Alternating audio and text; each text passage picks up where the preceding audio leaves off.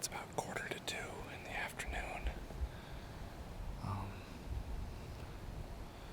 Just had a young buck come through cruising. Came by about 25 yards from the stand. So it's a good sign. Good to see them on their feet.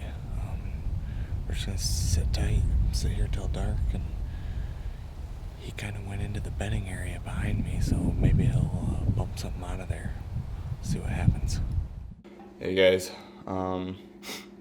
decided to kind of do a little interview here at the cabin before I go get in the stand. So I don't have to be quite as noisy. I'm gonna be pretty close to the bedding areas this morning. A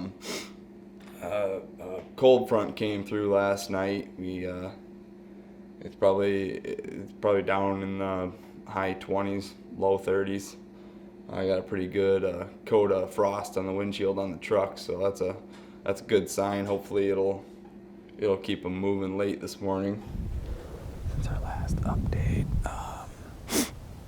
I've seen one pretty decent 3-year-old, 8-point, I think is what he was. Just not quite the caliber that I'm looking for. And about 15 minutes after him, there was a doe that come through. I only got a little bit of footage of. She was all by herself. And then I had another 8-point cross the river behind me. I think he was about a 2-year-old, pretty young. So haven't had anything real mature come through yet. So we're gonna keep sitting here and just see how the day goes. Hopefully we'll see something good here pretty soon. Alright guys, Darren and I just went and hung a couple stands back here behind Mom and Dad's property. We're gonna be sitting right where 2 bean fields come together. It's kind of a choke point there. We're gonna try the decoys out.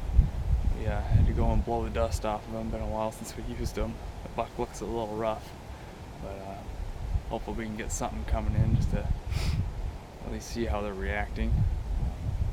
The wind's blowing like crazy, close to 20 miles an hour right now, and it's supposed to drop down to maybe like 14, 15 miles an hour later in the day, so it's going to be pretty windy all through the hunt. But we're going to go up and give her a shot tonight. It's about, it's getting close to 60 degrees, but we're hoping they're still moving. I think it's about right around noon right now. We're going to jump in, sit till dark, and see what we see.